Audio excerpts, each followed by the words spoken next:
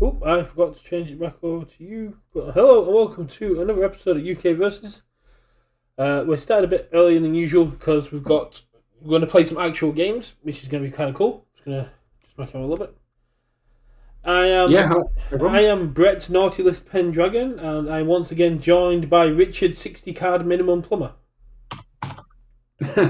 60 card minimum. Uh, I mean, this one isn't 60 cards, but sure. No, as of January, 60 card minimum, but that's something we're going to That get is into in a true. minute. There we go. And I think that's a good thing.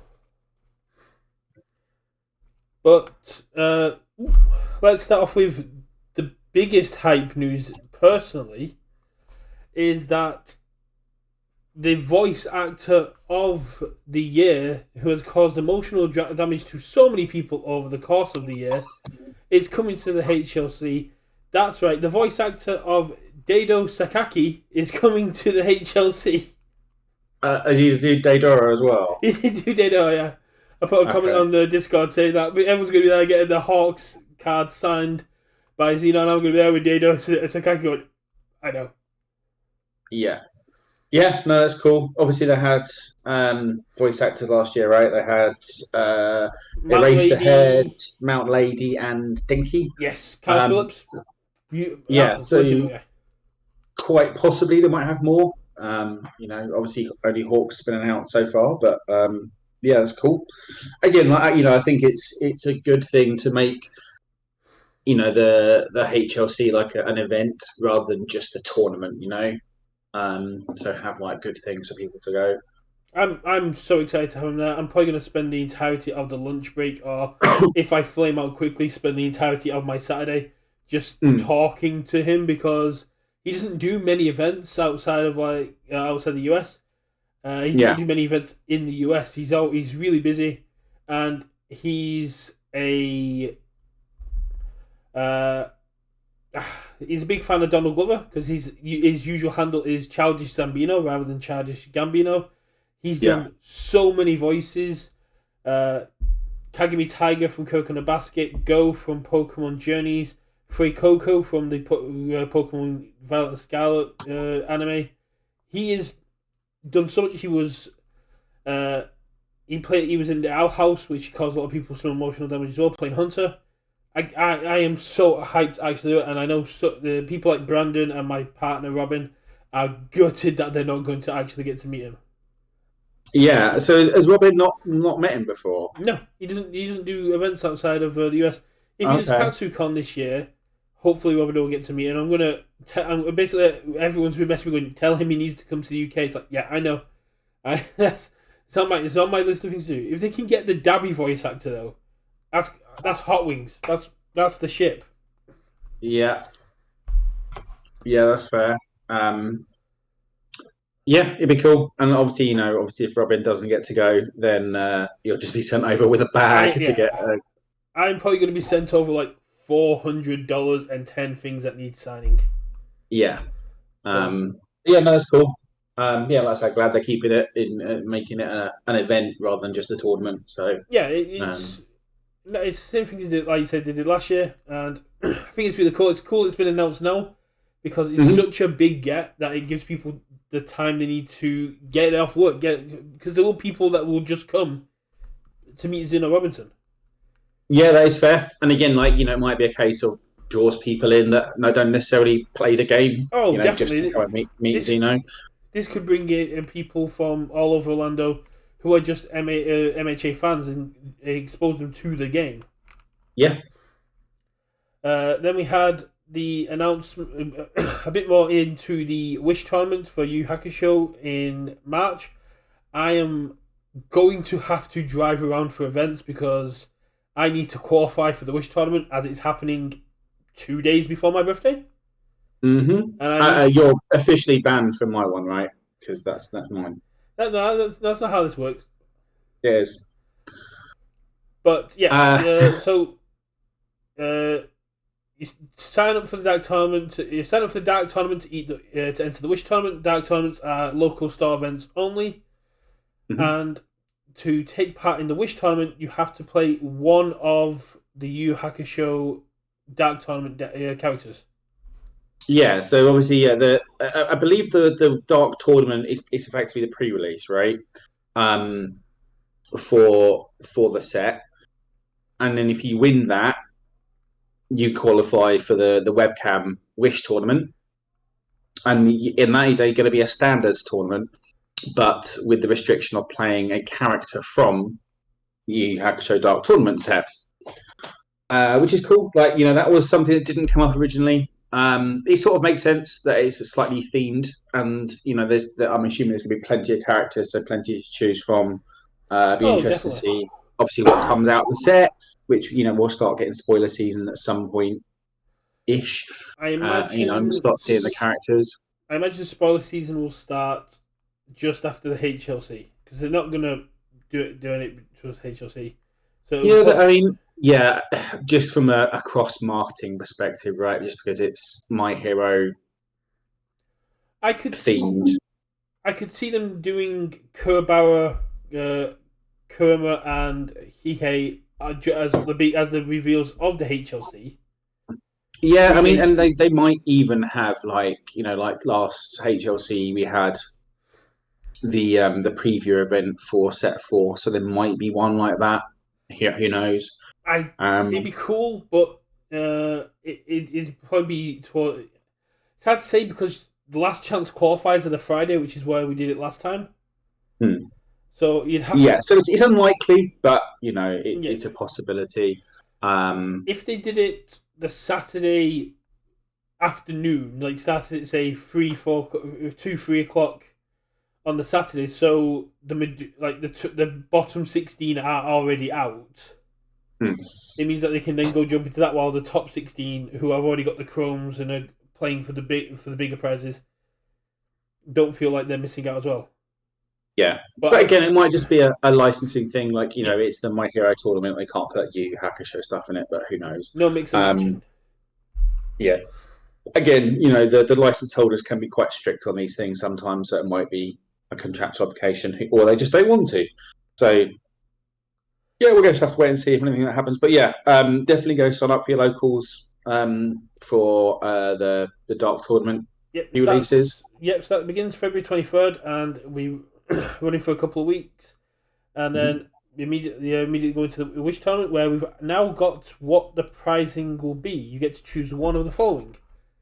One of every UVS product released in 2024. I imagine that will backdate to the Yu Hakusho and the challenges from January. I presume so. The only thing, obviously, that I guess isn't clear on that one, I don't know if they've clarified it yet, is when it comes to like a booster set, is that like you get a booster and then like the blister pack that you get in like the Walmart and Target in the cardboard thing and a box, or is it like a case, or is it just one of every card in the set? I imagine because it's one of every product, you just get one box. You get one Challenger deck, one Clash deck, one booster box, and that's it. Yeah, I'd imagine it's that. Then you've got and then because UVS card. so that's effectively what 4 boxes, 8 challenger decks, and conceivably 8 clash decks, right? And then they've also said it's all the peripherals, so things like deck boxes, playmats, sleeves. If they do any sort of ancillary products like a class reunion, that haven't announced yet, I don't think they will do, but conceivably it includes all of those. For me, it's like the least valuable prize there. Obviously, we'll get onto the other ones. Yeah, you don't get promos, but you get everything else. Yes, yeah, like I say, it's sort of the least value in terms of life value, I guess. Monetary value, it might be like the second one.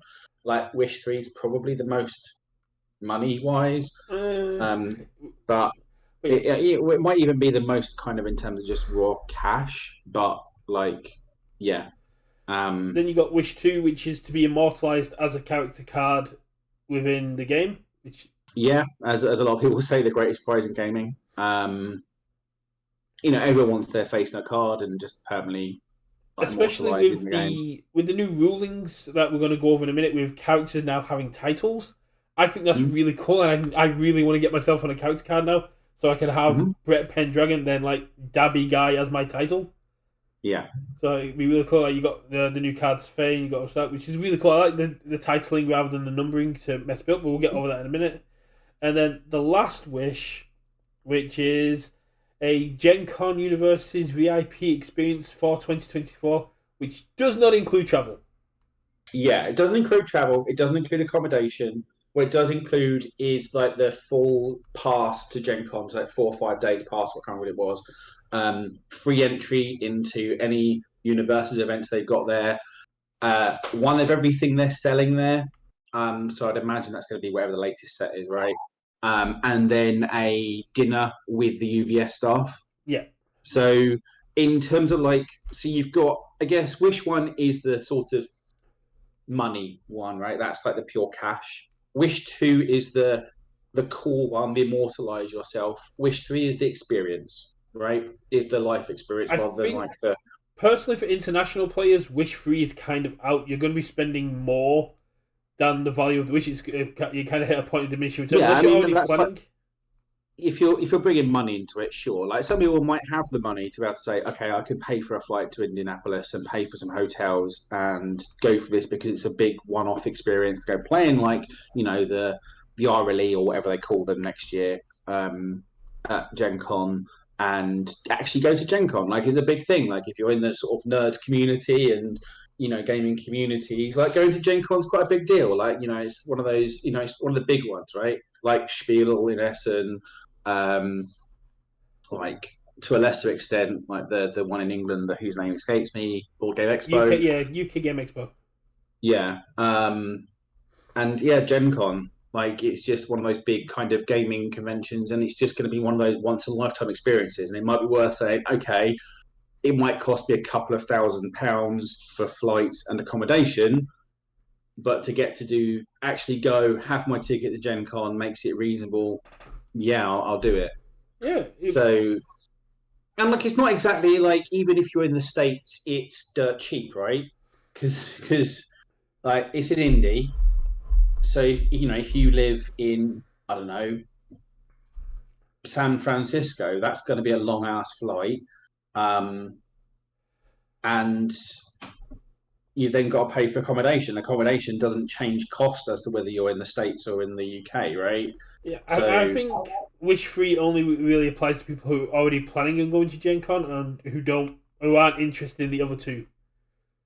Yeah, again, it's a big deal. I think it's a big experience, and I don't think that Wish is without value. No, it's definitely. You just need to be prepared that there is some cost on your end to be able to do this, but actually getting that Gen Con ticket plus the experience plus like some product as well, and having that VIP experience with UVS games, like it's going to be really, really cool. I think Wish 2 is the one that most people will go for. Yeah. I can't imagine anyone picking anything but 2. Like I certainly would.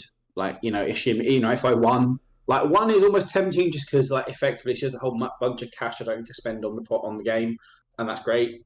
My wallet would love me, but like 2's a once in a lifetime thing, right? If wouldn't necessarily have the cash to. If Wish 1 was a case, then yes. If it was a case, then yeah, then it becomes, then it almost enters the discussion, right? If Wish 1 is a case of every product, it's still tough. I still probably pick Wish 2 because it's a. But Wish 1 becomes a lot more appealing if you're walking away with 6 times 4, 24 boxes on top of the. And they say they give you enough so you've got a play set of everything else. So you get 2 boxes of each clash deck. You get 2. I imagine the clash decks be 1 of each, right? And that's fine. Yeah, but I think it's just Wish 2 all the way. And unless you're prepared to spend the money on Wish 3, in which case I think that is a big deal, and I think it is a good thing. It's Wish 2 all the way. Yeah, no, I'm a big fan of Wish 2, and I love the fact it's part of the HLC now as well, and I'm really hoping to get a character card. I've seen Grant's, I've seen Phil Birch's, I've seen Mike's. it's a really, really cool thing that no other card game has kind of done before, where you just get to be immortalized for winning at tournaments and Yeah, I be. mean, obviously Magic has done, right? They don't you don't get your name on the card. So, for example, like they used to do it via a tournament called the Invitational, which is what this is similar to this, where they would invite like 16 players. There would be like qualifier tournaments, I think, and then like the top pros, the top X pros would get in, and you'd find out, and whoever won would get to design a card, and their artwork would feature their likeness, but then the card wouldn't be the name. So, for example, there's a card called Dark Confidant, one of the most famous cards in the game, which is Bob Marr. Again, probably one of the most famous names in the game. Very old pro, like really well decorated, and it's got his face on it, but it's called Dark Confident. So they used to do that, and there's a whole bunch of these going back in the day. And then going forward, now it's the world champion gets to also then design the card with wizards and put their face on the card, and then at the bottom it will say, designed by world championship winner, like Javier Dominguez was one of them. I remember, I think he did some sort of red beta card. But again, it was like not his name; it was just his name at the bottom. The card was something different. Fair enough. Yeah, because for the title thing to me, I think it's just gonna be so cool. So Yeah, I have to come up with a but title. actually but these ones obviously will be, Yeah, names and Rat titles. Pendragon one, Richard Plummer one. Like yeah, Well, then it won't be Richard One. It'd be Richard Lord of Storms. yeah, you know what I mean. But yeah, I think it's Wish 2 all the way, unless you're prepared to like pay the money for Wish 3, in which case I think that's real consideration, because it's a life experience, right? If you've never been to Gen Con, if you're prepared to pay for the flights there, then yeah. So Um, the next big thing can hit on Tuesday. hmm? Like an hour after we stopped streaming, which was really Yeah, annoying. which is slightly frustrating, but like it is what it is. Is that we got some rule changes that were coming in as of January 1st. Yeah, quite big ones. So multiple does a thing. It's only applicable to retro. Don't care. People that care about it will understand how that works. It makes things clear for people that are looking to get into retro. Mm. After speaking to Apple and Squire, and they're fans of the change because rather than having to explain, you discard your momentum, then pick your momentum up for your discard, put them face down in your card pool. It's just discard your momentum, however many you discarded, take the top of your deck, Yeah. and that's now it's Again, so much clearer. from my understanding, it's a rules change that a lot of old heads have wanted for ages. So positive, but don't really care about it. Again, another smaller one, and this is more of a codifying something people do, which is the successful attacks you effectively commit them in your car pool. People often do that anyway. This is just codifying it and making that a thing, so you know what it does or doesn't go to momentum. And it makes sense. Like you've played games all the time where it's like you've strung 6 attacks out, and you're like, right, okay, did this one hit? Did this one hit? Yeah. And especially when you're talking about higher levels of play, you don't want ambiguity. So any way that you can remove ambiguity and having to be able to remember over these long, complex turns what didn't happen. Like, It also speeds up the cleanup step at the end of the turn because hmm, you're not rather than having to think, oh, which one of these hit, and then go to your opponent, did this hit this, and then go, like re-talking through your turn. It's just a case of this hit, this hit, this hit. If I want them into momentum, sure, and then boom, your turn. exactly. Again, good change. It codifies something. I believe there are some very, very minor kind of interactions with committing in card pool from the old world that are completely not relevant, and we can ignore them. This is a positive thing. Yeah. Going forward, it just again codifies it, and it means that there's sort of no room for discussion afterwards, and it's one of those things you do need to get in the habit of doing, because like again at big tournaments, you go through your turn. If you don't commit your attack or turn it sideways to say it's dealt damage, when you get to the end of your turn, if it isn't, then it's like sort of too late. It can't go to momentum because you didn't do the thing. You forgot your trigger effectively, right? It's not a trigger though, and it's on both players to maintain board state. So if you don't do it, your It is. opponent Yeah, But I think I'm not a judge, not judge advice, but I think if you did that, you'd call a judge over. You'd have to confirm with your opponent that it hit, and then you'd yeah, both just get like a minor warning for not maintaining proper ball but skills. again, from an opponent perspective, the opponent could say, "I don't remember. I don't think it did. You didn't commit it," and it's sort of your word against theirs.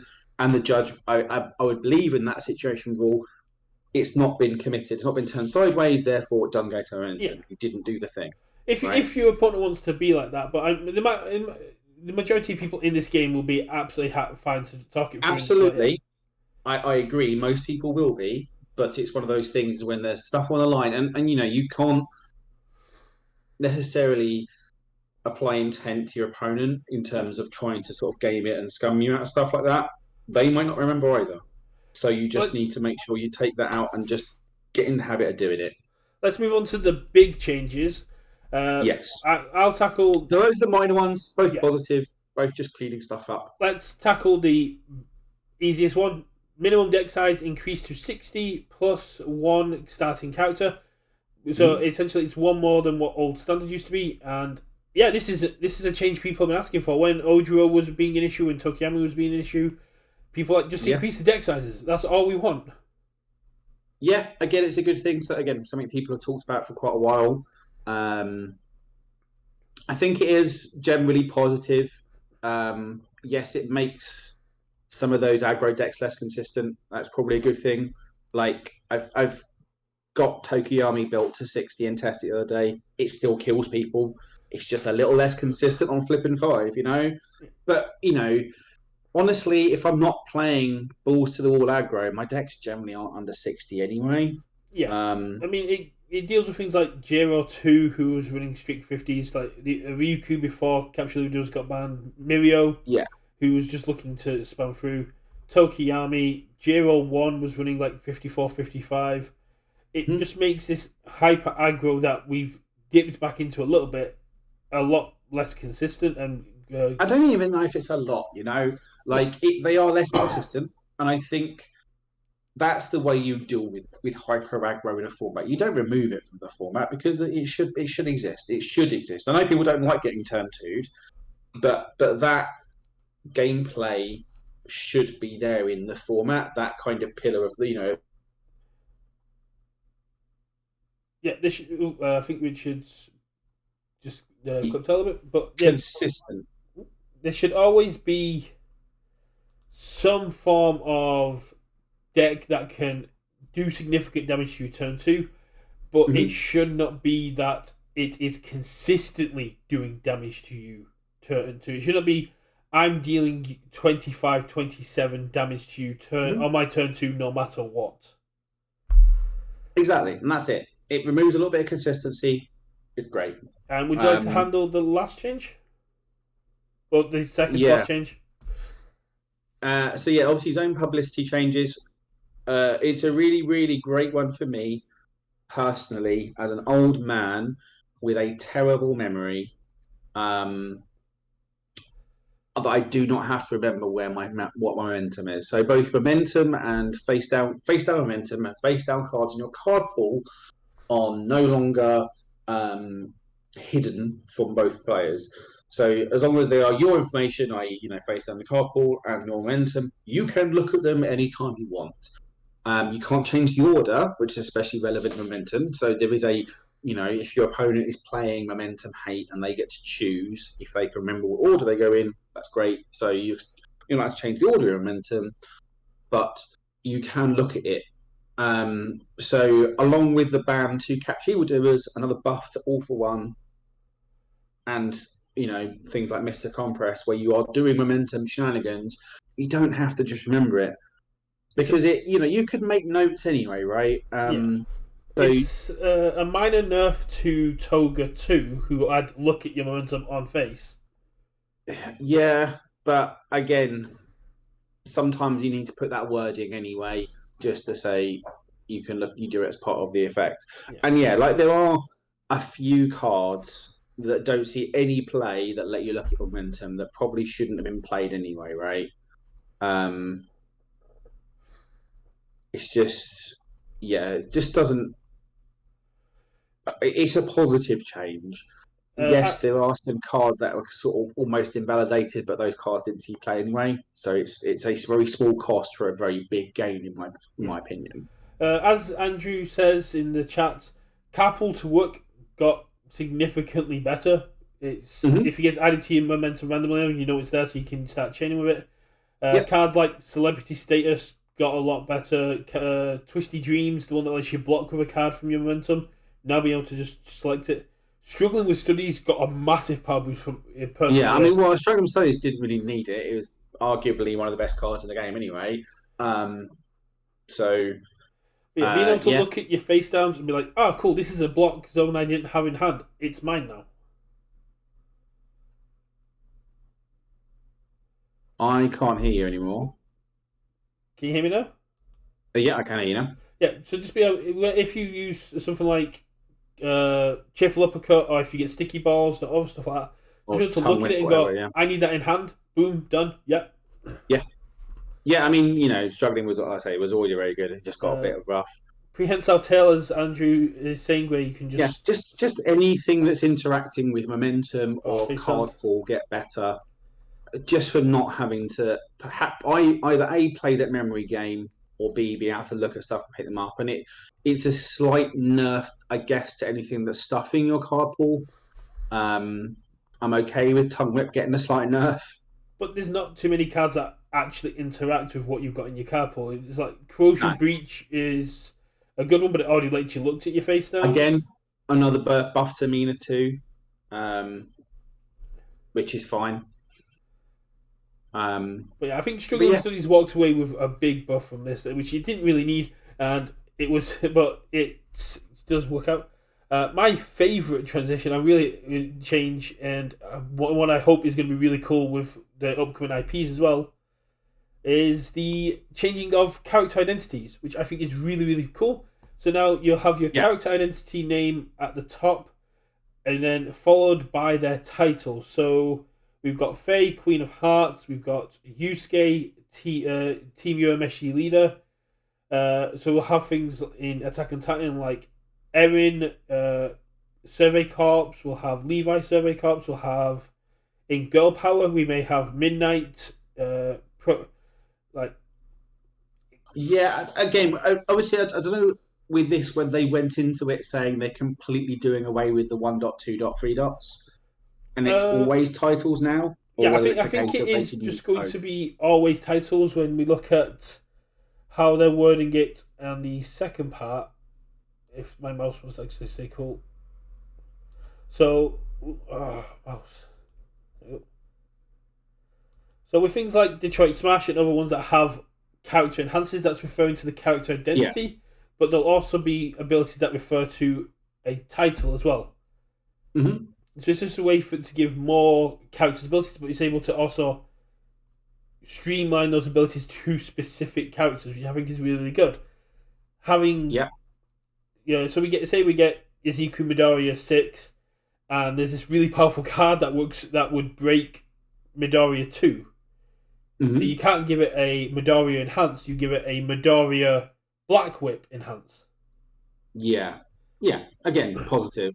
Yeah. Just it's just like expanding that design space for them, and I think slightly better flavor wise, rather than it being All Might 3, it's All Might smashing home move, or whatever the hell you want to call it, right? There's 100% an All Might coming that says All Might Symbol of Peace.